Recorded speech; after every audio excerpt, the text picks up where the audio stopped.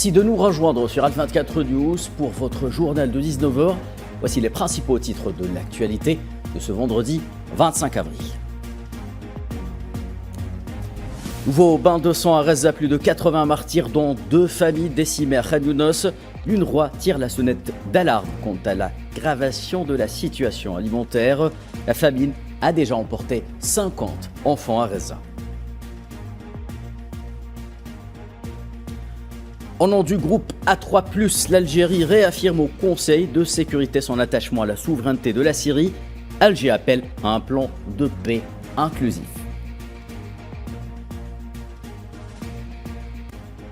Situation catastrophique au Soudan, de nouveau prises avec la violence. Un bilan de 11 morts est annoncé suite à de nouvelles attaques des forces de soutien rapide au nord du pays. Yaroslav Moskalik, un général russe, trouve la mort dans l'explosion d'une voiture à Moscou au moment où l'envoyé spécial américain Witkoff rencontrait pour la 4e fois le président Vladimir Poutine.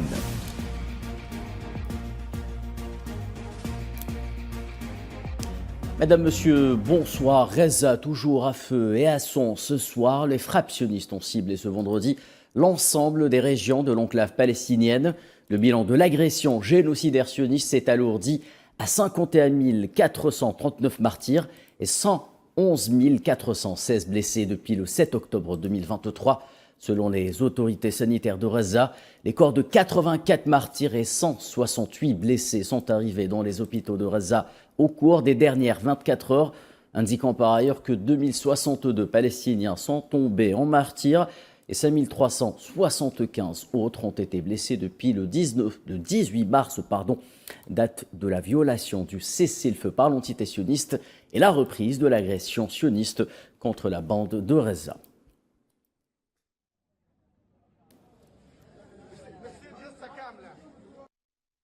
Et à Khan Younis, au sud de la bande de Reza, un massacre sioniste perpétré en fin d'après-midi a fait au moins 18 martyrs. Les forces d'occupation ont pris pour cible des maisons abritant 2 familles palestiniennes, en l'occurrence la famille Ammour et la famille Sharab. Au moins 9 membres de la famille Ammour sont morts en martyrs.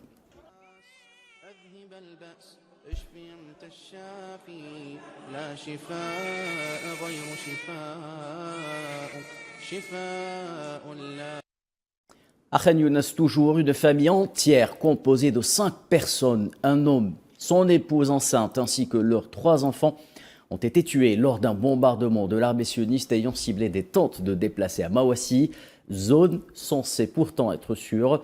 Ce crime abominable vient allonger la longue liste des familles palestiniennes effacées de l'état civil par l'entité sioniste à Reza.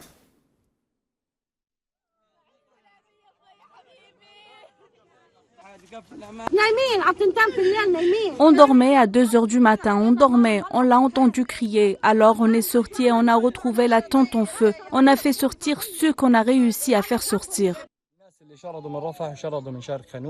Des personnes déplacées de Rafah, de l'est de Khan Younis, avec leurs enfants et des personnes âgées, séjournaient dans ces tentes. Pourquoi s'en prennent-ils maintenant aux enfants? Ceux qui sont morts étaient des enfants, 4 enfants, leur mère et leur père. Qu'avons-nous fait? C'est l'Al-Mawassi de Khan Younis, une zone sûre, réputée. Si vous posez la question ou consultez les cartes qu'ils ont lâchées, vous verrez qu'il s'agit d'Al-Mawassi, Khan Younis. C'est la mer, c'est l'université Al-Aqsa. Cette zone est sûre. Ce ne sont que des déplacés, des tentes de déplacés. Vous n'êtes pas à l'est, au nord ou au sud de la... Nouvelle nuit de terreur vécue par les Palestiniens à Reza. L'horreur absolue était cette fois-ci du côté de Jabalia, dans le nord de l'enclave palestinienne. Bilan du massacre, 23 martyrs, dont beaucoup d'enfants. Dans cette foule, habitants et secouristes inspectent les décombres. À main nue, ils creusent avec rage et désespoir. Ils cherchent leurs proches ensevelis sous les gravats, en sachant qu'il est déjà trop tard.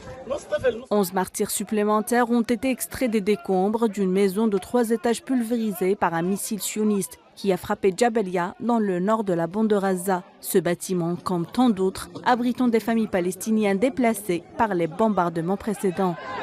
Ce chiffre s'ajoute aux 12 corps déjà retrouvés quelques heures plus tôt, portant le bilan à 23 martyrs pour cette seule frappe. Parmi les victimes, des femmes et des enfants.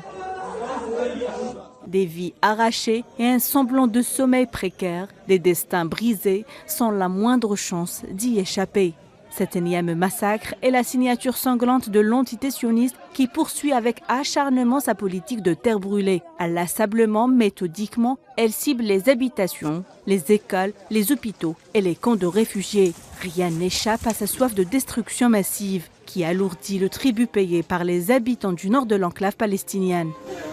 Ce sont des actes génocidaires authentifiés par le bourreau lui-même, une extermination silencieuse que le monde regarde avec indifférence. À chaque frappe sioniste terrestre ou aérienne, des familles entières qui disparaissent. Malgré les massacres et les larmes, Gaza résiste. Les secouristes, les habitants et les proches des martyrs, tous se mobilisent et refusent de baisser les bras. En milieu de l'horreur, une solidarité farouche émerge, nourrie par la colère et l'amour du pays, mais certes loin d'être suffisante pour épargner des vies humaines. Combien de temps encore ce bourreau sioniste pourra-t-il bombarder en toute impunité? Combien de sang faudra-t-il verser pour que Gaza soit prise au sérieux? Et non loin de Jabalia, un Palestinien est tombé en martyr ce vendredi à Choujaïa, plus précisément au centre de la bande de Gaza, tué lors d'un bombardement de l'armée d'occupation ayant ciblé le quartier de Mansoura, notant également que plusieurs autres bombardements survenus à Beit Hanoun, Hay Zaytoun, Deir al-Balah ou encore Gaza Centre ont fait plusieurs martyrs et blessés.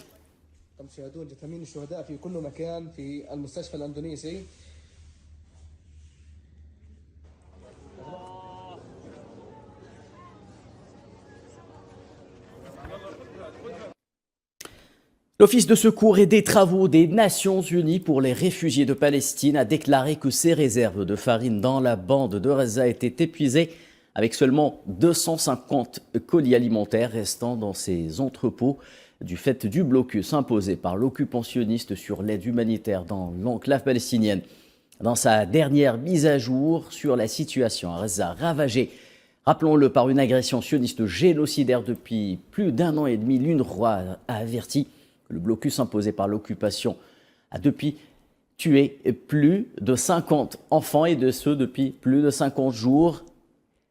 Il a conduit à un épuisement rapide des fournitures humanitaires essentielles, notamment de la nourriture, du carburant, de l'aide médicale et des vaccins destinés aux enfants.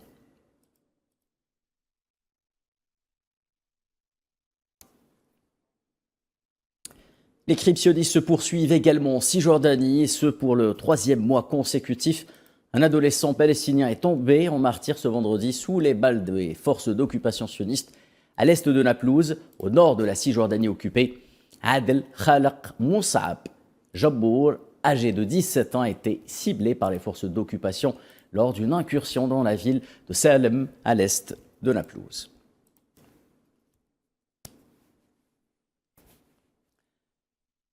Sans transition, Syrie, je vous le disais en titre, l'Algérie, au nom du groupe A3+, a réaffirmé ce vendredi son attachement à la souveraineté et l'intégrité territoriale de la Syrie. Le représentant permanent de l'Algérie au Conseil de sécurité, Ammar Benjama, a déclaré lors d'une réunion consacrée à la situation au Moyen-Orient que l'Algérie appelait à l'inclusion de l'ensemble des composantes de la société syrienne dans le plan de paix. Les membres du groupe A3+, sont fermement convaincus que la transition, pour être couronnée de succès, pour être inclusive, doit être emmenée par les Syriens, pour les Syriens, avec un appui robuste de la part de la communauté internationale. Ce processus doit rester en phase avec les principes énoncés dans la résolution du Conseil de sécurité 2254. En ce moment critique, le rôle de l'Organisation des Nations Unies reste essentiel. Et nous disons de nouveau tout notre appui à M. Pedersen. Dans de telles circonstances, nous répétons l'importance de préserver l'indépendance et les capacités opérationnelles des agences des Nations Unies. Les pays A3+, se félicitent de l'annonce récente d'un nouveau gouvernement de transition par les autorités provisoires. Nous attendons avec impatience les prochaines mesures qui permettront de garantir un processus politique inclusif. Nous soulignons que pour mettre en place une paix pérenne, il faudra la participation de tous les pans de la société syrienne. Dans l'actualité africaine, je vous le disais également, au titre, la République démocratique, l'escalade au nord du Soudan continue toujours de faire des victimes. Dernier bilan des attaques des forces de soutien rapide, 11 morts et 22 blessés. Les forces de soutien rapide ont ciblé via un tir de drone un camp de déplacés situé dans la région de Atbara, au nord du pays.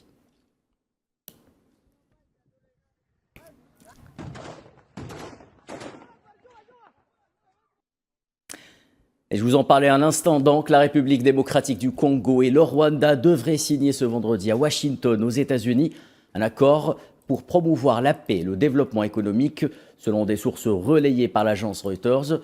L'accord qui devrait être signé par les ministres des Affaires étrangères des deux pays lors d'une cérémonie avec le secrétaire d'État américain Marco Rubio intervient au moment où le conflit entre les deux pays voisins menace la stabilité de toute la région.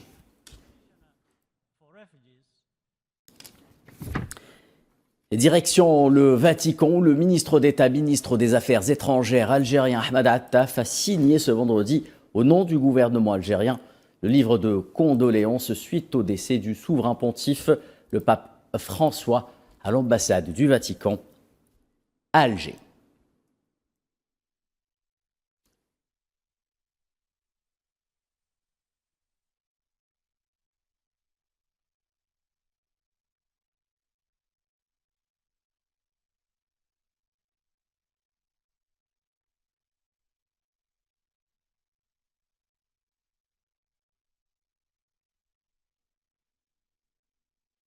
Et au lendemain de la visite de travail effectuée par le président algérien Abdelmadjid Tebboune au sud du pays, dans la wilaya de Béchar, la dynamique en faveur du développement des projets de chemin de fer, fer de lance de la stratégie économique nationale et des grands projets structurants au-delà de l'intérêt économique prend de l'importance. C'est aussi le désenclavement des régions du Sud qui est en jeu.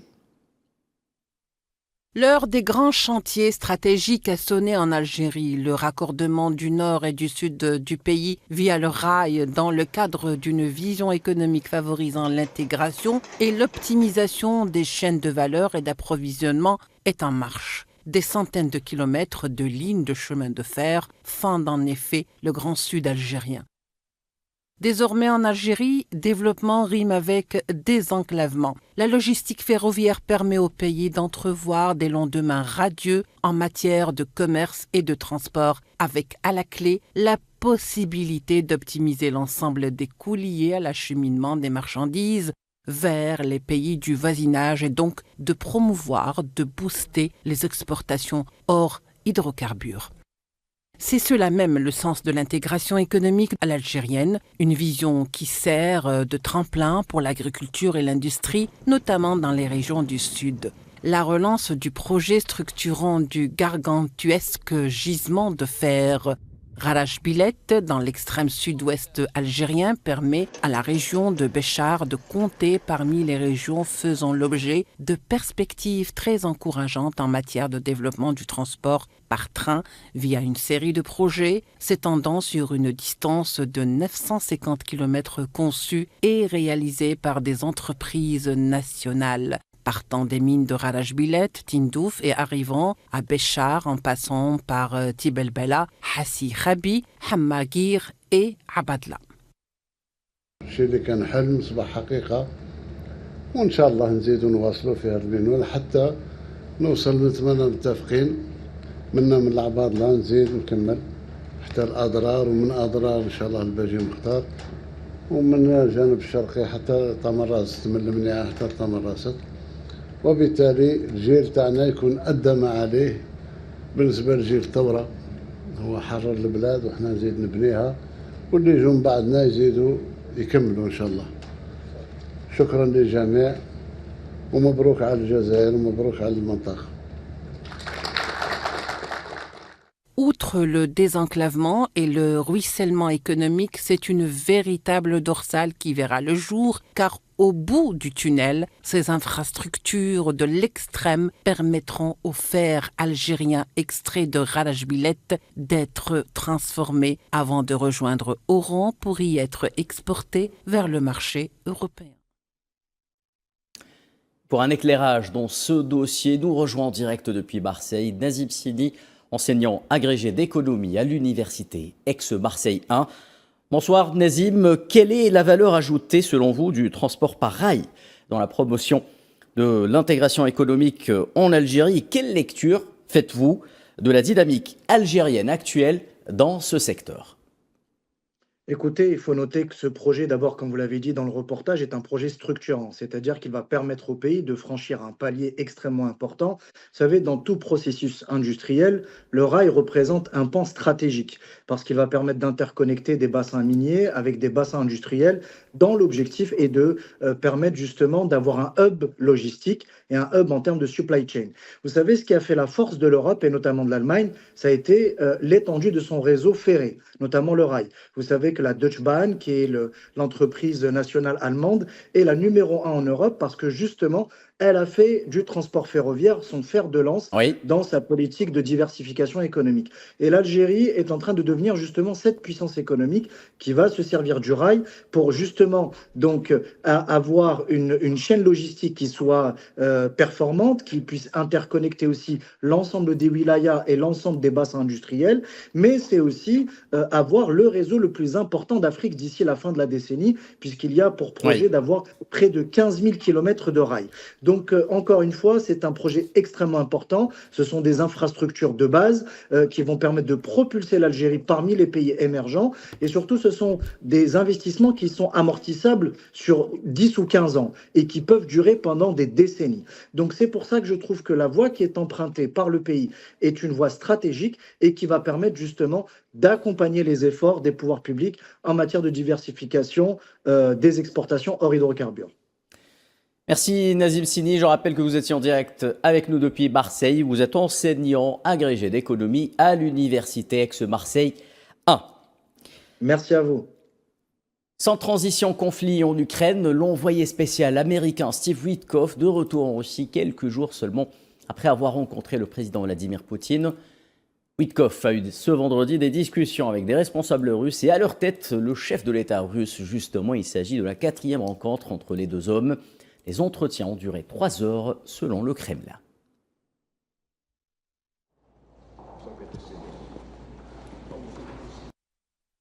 Dans le cadre des efforts déployés par le président américain Donald Trump pour résoudre la situation en Ukraine, son représentant spécial Steve Witkoff s'est rendu à Moscou le 25 avril. Il s'agit déjà de sa 4e visite dans notre pays. Steve Witkoff a été reçu au Kremlin par le président russe Vladimir Poutine. Un entretien de 3 heures constructif et très utile a permis de rapprocher davantage les positions de la Russie et des États-Unis, non seulement sur l'Ukraine, mais aussi sur plusieurs autres questions internationales. Concernant la crise ukrainienne elle-même, la discussion a notamment porté sur la possibilité de reprendre des négociations directes entre les représentants de la Fédération de Russie et de l'Ukraine. Je vous en parlais en titre, un général russe a été tué vendredi près de Moscou dans l'explosion d'une voiture, selon le comité d'enquête national. Dans un communiqué, le comité a en effet précisé que la victime est le général Yaroslav Moskalik, chef adjoint de la direction générale opérationnelle de l'état-major des forces armées russes.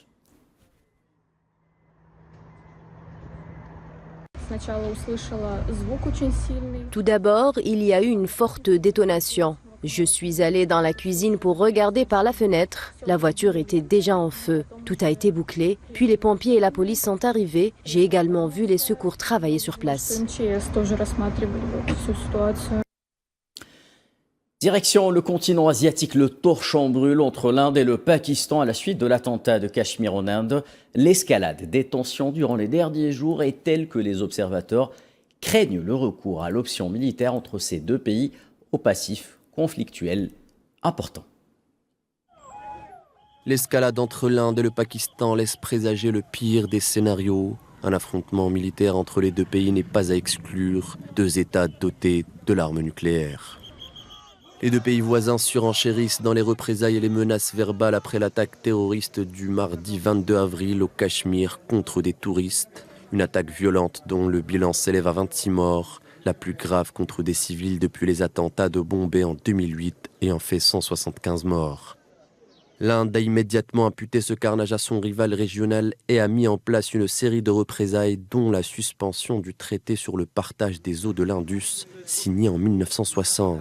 Islamabad a répliqué jeudi 24 avril après une réunion du Conseil de sécurité nationale réunissant les membres du gouvernement et la hiérarchie militaire, dont le rôle est déterminant au Pakistan. Dans un communiqué, le Premier ministre pakistanais, qui nie toute implication de son pays dans l'attaque de Pahalgam, déclare que toute tentative visant à interrompre ou à détourner le cours des eaux appartenant au Pakistan sera considérée comme un acte de guerre et fera l'objet d'une réponse avec toute la force de la puissance nationale.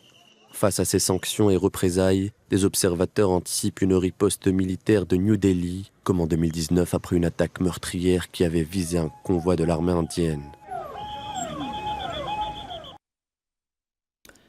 Retour en Algérie pour parler cinéma, cette fois-ci une coopération fructueuse en matière de formation de cinéastes, notamment quand Prague rencontre Alger. C'est un voyage cinématographique et créatif qui s'initie. Des histoires qui commencent sur les pavés de Prague. Dans le cadre de la promotion des industries créatives et renforcement de la coopération internationale, la capitale algérienne accueille une initiative inédite. Prague rencontre Alger, voyage cinématographique et créatif. Bien sûr. Et quel type d'objectif avec ceci? Organisé par le ministère algérien de la Culture et des Arts, en collaboration avec l'Académie du cinéma de Prague, cet événement ambitieux jette un pont entre deux cultures à travers le 7e art. Aujourd'hui, nous avons signé un accord cadre entre l'Institut supérieur du cinéma algérien et l'Académie du cinéma de Prague. Cet accord rassemble les deux écoles autour d'objectifs précis. Les objectifs sont principalement l'application pratique et la réalisation de films. Aussi, c'est une opportunité pour former des professeurs algériens dans le domaine du cinéma. Faire la formation des professeurs et des étudiants aussi. Et renouveler le programme des institutions. Bien sûr, il va y avoir une production. Donc après ce jour-là, on va se réunir pour faire une feuille de route, un planning, et on va le déclarer très très prochainement. Un partenariat stratégique salué également par le représentant de l'ambassadeur de la République tchèque en Algérie, qui voit cette rencontre comme une opportunité d'échange et de création commune. On va procéder à la signature d'un accord de partenariat entre Prague Film School, l'école de cinéma de Prague, et l'Institut national supérieur du cinéma de Coléa. Donc c'est un immense plaisir pour nous. Ça signifie que la coopération dans le domaine du cinéma se renforce ces dernières années. Au programme, des ateliers de formation, des masterclass, mais aussi la signature d'accords pour structurer une coopération durable dans le domaine du cinéma. Je trouve que c'est une très bonne idée d'avoir lié entre l'école et notre institut. C'est comme des masterclass en fait. On va apprendre plein de choses. Bien sûr, on va apprendre plein de choses. Comment être un producteur ou une productrice, comment être un DOP et faire des rencontres avec des réalisateurs et des producteurs pour savoir comment participer aussi au festival. C'est un honneur pour nous d'assister à cette rencontre avec les professeurs, les réalisateurs, les producteurs de l'école de Prague de cinéma. Cette école prestigieuse nous fera certainement bénéficier de son expérience pour développer nos compétences dans ce domaine. À travers cette initiative, Alger devient une scène d'échange culturel intense, où la jeunesse façonne le cinéma de demain, tradition et modernité entre Prague et Alger. Information de dernière minute avant de clôturer ce journal chargé par le président algérien Abdelmadjid Tebboune. Le ministre d'État, ministre des Affaires étrangères algérien Ahmed Attaf a atterri ce soir à Rome en Italie pour représenter l'Algérie dans les funérailles du souverain pontife, le pape François, disparu, rappelons-le, en début de semaine. Funérailles prévues samedi au Vatican.